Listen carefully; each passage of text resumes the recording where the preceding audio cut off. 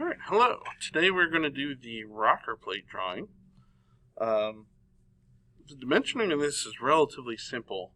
The only issue comes in when we start to do the outline, which is essentially the new task that we're learning today and that I've covered in class. So the details of this drawing start with our three center points, because we have essentially three concentric sets of circles here. So on the right we've got one full circle, but then we have a radius end here, and that shares the same center point as this circle. In the center we actually have three circles, so we've got two fully visible ones, and then we've got a radius up here, and then the same radius down here. So these are actually, that chunk and that chunk are actually part of one larger circle that we're going to remove. And then the same situation down here as we have on the right. One full circle and then a radius corner. And then the last thing we're going to add is this little rounded piece right here that makes it a rocker plate. Again, about the outside, we've got some connections here that are very smooth.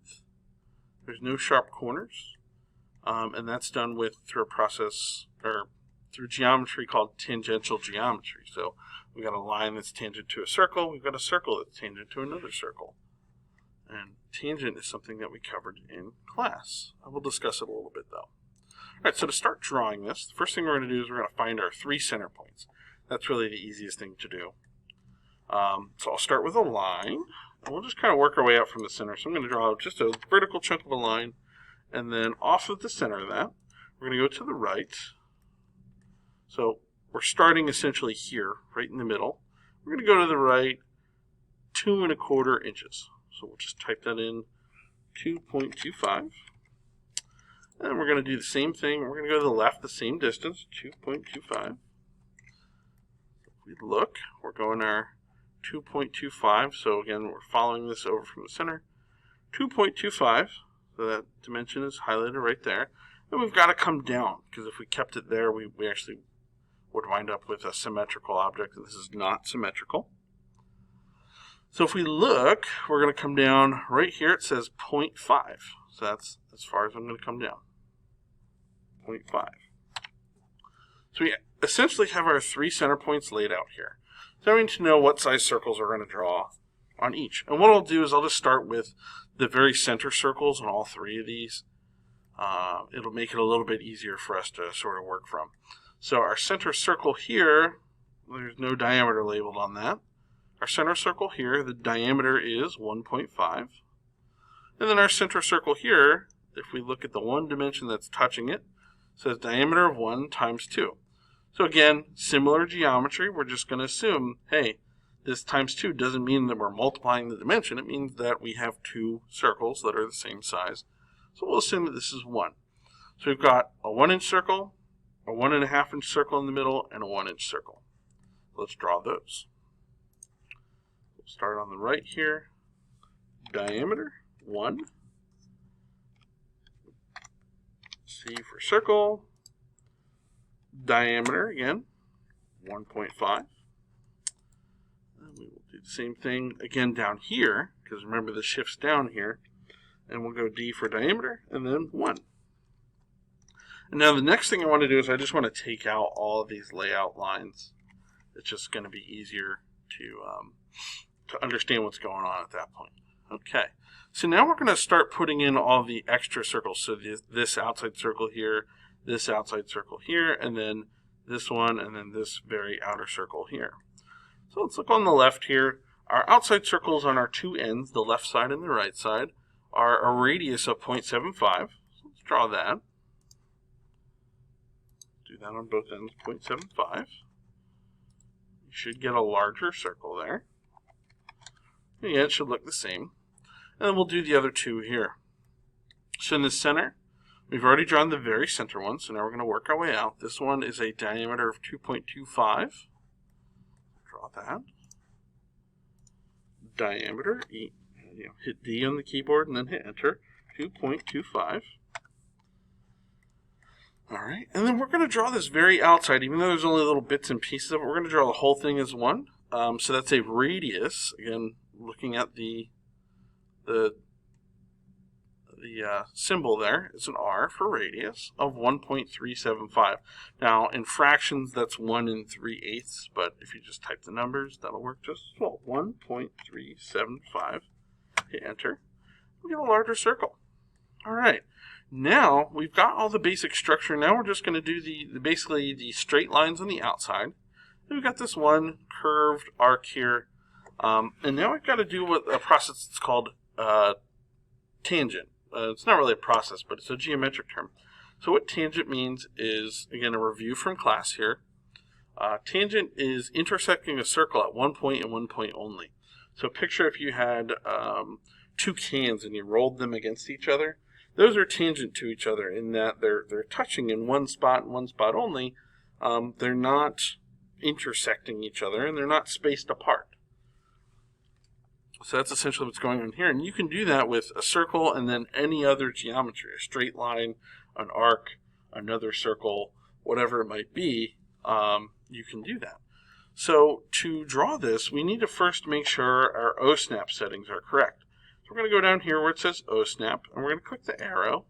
We want to make sure that we have quadrant checked off. Go back here. Make sure that quadrant has a check mark next to it. We'll just verify that there. Okay. And to draw our tangent lines, it's a little tricky, but not terribly difficult. So we're going to start with a line, and we're going to start right here at the top of the quadrant. And I will come down here. Not until I get quadrant turned on, but we need to change some of our OSNAP settings. We got to add another one that says tangent. Purposely left that out because I wanted you to make sure that you were doing that. We're going to come down here until this tangent point comes up. And if it's hard for you to see, it's a circle with a line on top. We'll click that once. Now, this looks like it's tangent, but then if we go back to our original circle here, you'll notice it's that line that we drew is intersecting a circle in two spots. We've got to kind of go back and make another tangent line. You'll see another tangent point pop up approximately here. And we're going to do this a third time just to get this very close. So you'll see it's actually in a different spot. Click. We're going to delete our first two lines. The inside one is really easy. Delete. However, for the other one, we need to zoom way in.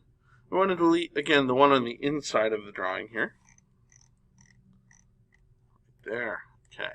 So those are about as approximately close to tangent as we can get them at this point.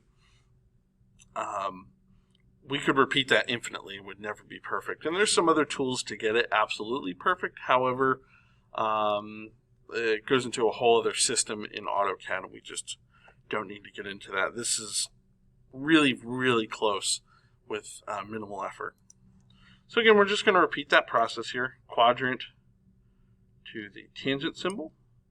Back to the tangent symbol. And now I need to zoom way in so I make sure I get it correct here. Because we don't want a square or an X.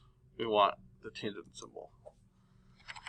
Again, we will delete our inner line, and then we'll zoom way in so we don't have a double line, and delete that. Okay. Now, the nice thing about this line here is this can be mirrored pretty easily. So we use the mirror tool. Sorry about that. Someone walked in my room.